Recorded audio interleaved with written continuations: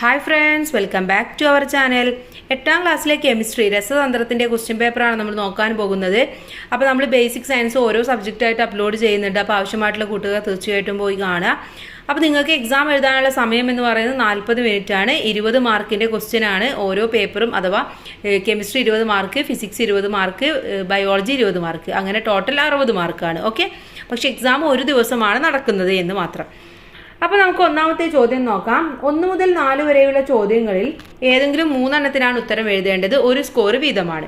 ഒന്നാമത്തെ ചോദ്യം, ചുവടെ നൽകിയിരിക്കുന്നവയിൽ ശാസ്ത്രജ്ഞന്റെ പേര് നാമകരണത്തിന് അടിസ്ഥാനമായി എടുത്ത മൂലകം ഏതെന്നാണ് ചോദിച്ചിട്ടുള്ളത്. മൂലകത്തിന്റെ പേരാണ് ഏത് ശാസ്ത്രജ്ഞന്റെ പേരിലാണതെന്നാണ് ചോദ്യം. ഇവിടെ തന്നിട്ടുള്ളത് ഇൻഡിയം, ക്യൂറിയം, റുബീഡിയം, ടൈറ്റാനിയം. ഏതാണ്? ക്യൂറിയം ആണ് ആൻസർ എന്ന് പറയുന്നത്. Okay, curium. 2, പദാർത്ഥത്തിന്റെ ഏത് അവസ്ഥയിലാണ് കണികകൾ വളരെ അടുത്തായി സ്ഥിതി ചെയ്യുന്നത്? പദാർത്ഥത്തിന്റെ ഏത് അവസ്ഥയിലാണ് കണികകൾ വളരെ അടുത്തായിട്ട് സ്ഥിതി ചെയ്യുന്നത്? ഏതിലാണ്? ഖരം അവസ്ഥയിലാണ്, ഖരാവസ്ഥയിലാണ്. കാരണം ആ സമയത്ത് എല്ലാ കണികകളും അടുത്തടുത്തായിട്ട് ഒരുമിച്ച് വരുമ്പോഴാണ് അവിടെ ഖരാവസ്ഥ ഉണ്ടാവുന്നത്. 3, ജലത്തിലൂടെ വൈദ്യുതി കടത്തിവിട്ട് ഹൈഡ്രജനും ഓക്സിജനുമായി വിഭജിക്കാമെന്ന് കണ്ടെത്തിയ ശാസ്ത്രജ്ഞന്റെ പേര്. ജലത്തിലൂടെ വൈദ്യുതി കടത്തിവിട്ട് ഹൈഡ്രജനും ഓക്സിജനുമായി വിഭജിപ്പിക്കാമെന്ന് കണ്ടെത്തിയ ശാസ്ത്രജ്ഞന്റെ പേര് ആരായിരുന്നു? ഹംഫ്രി ഡേവി ആണ്. Okay, Humphrey Davy.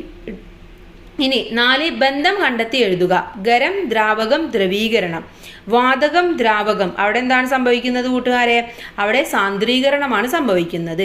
ഖരം ദ്രാവകമായി മാറുമ്പോൾ അവിടെ ദ്രവീകരണവും, വാതകം ദ്രാവകമായി മാറുമ്പോൾ അവിടെ സാന്ദ്രീകരണവുമാണ് സംഭവിക്കുന്നത്.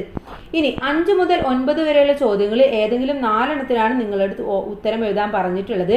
5ാമത്തേത്, ജലം തിളച്ച് നീരാവിയായി മാറുന്നു. കണികകളുടെ ചുവടെ പറയുന്ന സവിശേഷതകൾക്കുണ്ടാവുന്ന മാറ്റം എഴുതുക.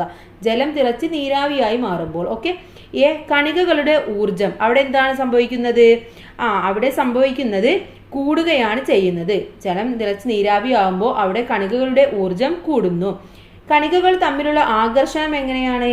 ആകർഷണം കുറയുകയാണ് ചെയ്യുന്നത്. അപ്പോൾ ഉത്തരം കൂടുകയും ബി ഉത്തരം കുറയുകയുമാണ്. 6, ചുവടെ നൽകിയിരിക്കുന്നവയിൽ നിന്നും ശരിയായ പ്രസ്താവനകൾ കണ്ടെത്തി എഴുതുക. ഒന്നാമത്തേത് ഓപ്ഷൻ, സംയുക്ത തന്മാത്രകളിൽ ഒരേ മൂലക ആറ്റങ്ങളാണുള്ളത്. സ്വതന്ത്രമായും സ്ഥിരമായും നിൽക്കാൻ കഴിയുന്ന ഏറ്റവും ചെറിയ കണങ്ങളാണ് തന്മാത്രകൾ. നിയോൺ, ആർഗൺ മുതലായ മൂലകങ്ങൾ ഏകാറ്റോമിക തന്മാത്രകളായാണ് കാണപ്പെടുന്നത്. ഒരു മൂലകത്തിന്റെ എല്ലാ ആറ്റങ്ങളും വ്യത്യസ്ത സ്വഭാവം കാണിക്കുന്നു. ഇതിൽ ശരിയായ പ്രസ്താവനകൾ ഏതൊക്കെയാണ്? 1, സ്വതന്ത്രമായും സ്ഥിരമായും നിൽക്കാൻ കഴിയുന്ന ഏറ്റവും ചെറിയ കണങ്ങളാണ് തന്മാത്രകൾ എന്നുള്ളതും, അതുപോലെ തന്നെ നിയോൺ, ആർഗൺ മുതലായ മൂലകങ്ങൾ ഏകാറ്റോമിക തന്മാത്രകളായാണ് കാണപ്പെടുന്നത്. അത് രണ്ടുമാണ് ശരിയായിട്ടുള്ളത്. ഇനി 7ാമത്തേത്, സാധാരണ ജലത്തിൽ പല ലവണങ്ങളും ലയിച്ചിരിക്കുന്നു. ലവണങ്ങളെ നീക്കം ചെയ്ത് ശുദ്ധജലമാക്കി മാറ്റാൻ ഉപയോഗിക്കുന്ന മാർഗത്തിന് പറയുന്ന പേരെന്താണ്? എങ്ങനെയാണ്, ഏത് മാർഗത്തിലൂടെയാണ് നമ്മൾ ലവണങ്ങളെ നീക്കം ചെയ്ത് ശുദ്ധജലമാക്കി മാറ്റുന്നത്? അതിന് നമ്മൾ പറയുന്നത് സ്വേദനം എന്നുള്ളതാണ്. സ്വേദനം. ഇനി ഈ മാർഗത്തിലൂടെ ഘടകങ്ങളെ വേർതിരിക്കാൻ കഴിയുന്ന മറ്റൊരു മിശ്രിതമാണ് എത്തനോളും മെത്തനോളും, ജലവും അസറ്റോണും, പെട്രോളും മണ്ണെണ്ണയും. ഏതാണ്? നമ്മുടെ ജലവും അസറ്റോണുമാണ്. ജലവും അസറ്റോണും നമുക്ക് ഈ സ്വേദനത്തിലൂടെ വേർതിരിക്കാൻ കഴിയുന്ന മിശ്രിതങ്ങളാണ്. ഇനി അടുത്തത് 8ാമത്തെ ചോദ്യമാണ്. ചില തന്മാത്രകളുടെ സാമ്പിളുകൾ നൽകിയിരിക്കുന്നു. ഇവിടെ സാമ്പിൾ എ, സാമ്പിൾ ബി എന്ന് പറഞ്ഞിട്ട് തന്നിട്ടുണ്ട് അല്ലെ. തന്നിരിക്കുന്നവയിൽ ആറ്റങ്ങളുടെ എണ്ണം കൂടിയ സാമ്പിൾ ഏതാണ്? അഥവാ 4H2O എന്നുള്ളതാണോ, അതുപോലെ തന്നെ 3CO2 എന്നുള്ളതിൽ ഏതിലാണ് ആറ്റങ്ങളുടെ എണ്ണം കൂടുതലുള്ളത്? ഏതിലാണ് കൂട്ടുകാരെ ആറ്റങ്ങളുടെ എണ്ണം കൂടുതലുള്ളത്? 4H2O എന്നുള്ളതിലാണ് ആറ്റങ്ങളുടെ എണ്ണം കൂടുതൽ. ഓക്കെ, അഥവാ സാമ്പിൾ എയിലാണെന്ന്. ശരി, ഉത്തരം സാമ്പിൾ എ ആണ്. ബി, സാമ്പിൾ ബിയിലെ തന്മാത്രകളുടെ എണ്ണം എത്രയാണ്? എത്ര തന്മാത്രകളാണ് അവിടെ ഉള്ളത്? 3 തന്മാത്രകളാണ് അല്ലേ. അഥവാ ആദ്യം തന്നിട്ടുള്ളതാണ് തന്മാത്രകളുടെ എണ്ണം എന്ന് പറയുന്നത്. 3CO2 എന്ന് പറഞ്ഞാൽ അവിടെ 3 തന്മാത്രയാണെന്ന് നമുക്ക് മനസ്സിലാക്കാം. ഇനി 9, കറുത്ത മഷിയിൽ അടങ്ങിയിരിക്കുന്ന ഘടകങ്ങളെ വേർതിരിക്കാൻ ഉപയോഗിക്കുന്ന മാർഗം ഏതാണെന്നാണ് ചോദിച്ചിട്ടുള്ളത്. കറുത്ത മഷിയിൽ അടങ്ങിയിരിക്കുന്ന ഘടകങ്ങളെ വേർതിരിക്കാനാണ്. അതിനെന്താ നമ്മൾ പറയാ? ക്രോമറ്റോഗ്രാഫി എന്നാണ് പറയാ. എന്താണ്? ക്രോമറ്റോഗ്രാഫി.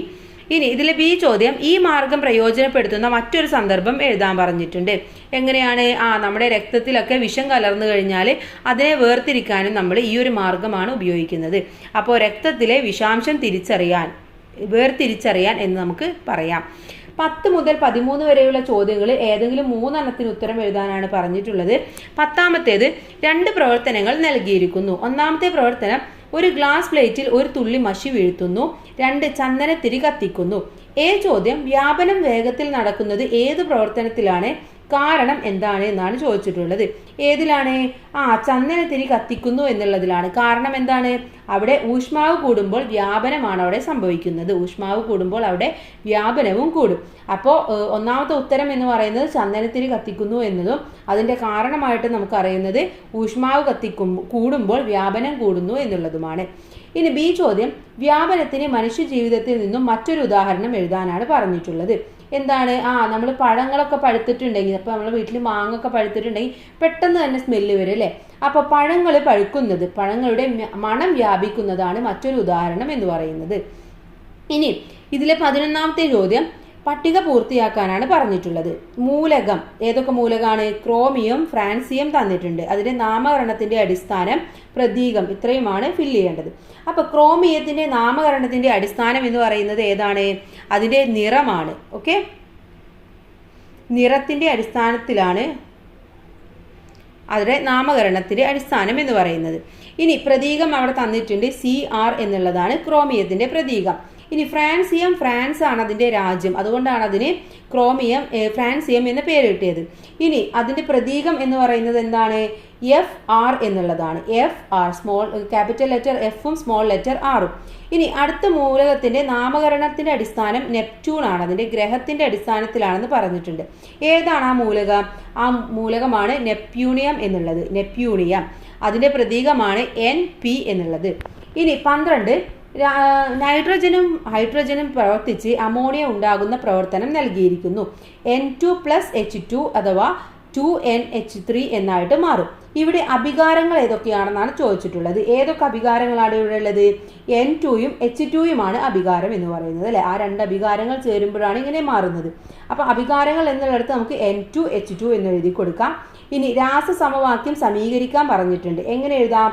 N2+3H2 2NH3 എന്നായിട്ട് മാറും. 2NH3 എന്നായിട്ട് മാറും. ഒന്നുകൂടെ പറയാം, N2+3H2 = 2NH3 ആയിട്ട് മാറും. ഇനി ഉൽപ്പന്ന ഭാഗത്തെ ആകെ ആറ്റങ്ങളുടെ എണ്ണം എത്രയാണ്? നമുക്കറിയാം, അവിടെ 8 എണ്ണമാണ് ഉള്ളത്. 8 എന്നാണ് ഉത്തരം. ഇനി ഇതിലെ ലാസ്റ്റ് ചോദ്യം 13ാമത്തെ ചോദ്യമാണ്, ചേരുംപടി ചേർക്കുക. ഇവിടെ മിശ്രിതം, സന്ദർഭം, ഘടക സ്വഭാവം, വേർതിരിക്കുന്ന രീതി, ഇങ്ങനെ 3 എണ്ണമാണ് തന്നിട്ടുള്ളത്. തൈരിൽ നിന്നും വെണ്ണ, അവിടെ ഏത് ഘടക സ്വഭാവമാണ് കൂട്ടുകാരെ? അവിടെ ഭാരവ്യത്യാസമാണ് അല്ലെ? ഭാരവ്യത്യാസമാണ്. എങ്ങനെയാണ് വേർതിരിക്കുന്നത്? അവിടെ സെൻട്രിഫിക്കേഷൻ വഴിയാണ് അത് നടക്കുന്നത്. ഇനി ഇരുമ്പ് പൊടിയും മണലും, അതെങ്ങനെയാണ്? അതിന്റെ ഘടക സ്വഭാവം എന്ന് പറയുന്നത് കാന്തിക സ്വഭാവമാണ് അല്ലെ? കാന്തിക സ്വഭാവമാണ്. അത് വേർതിരിക്കുന്ന രീതിയെ നമ്മൾ കാന്തിക വിഭജനം എന്ന് പറയുന്നു. ഇനി അവസാനത്തേത് ചായയിൽ നിന്നും ചായച്ചണ്ടി, അതെങ്ങനെയാണ്? അതിന്റെ സ്വഭാവം കണികകളുടെ വലിപ്പ വ്യത്യാസമാണ്. ഇനി അത് വേർതിരിക്കുന്നതിനെ നമ്മൾ പറയുന്നതാണ് അരിക്കൽ എന്നുള്ളത്. അരിച്ചിട്ടാണ് നമ്മളിത് വേർതിരിക്കുന്നത്.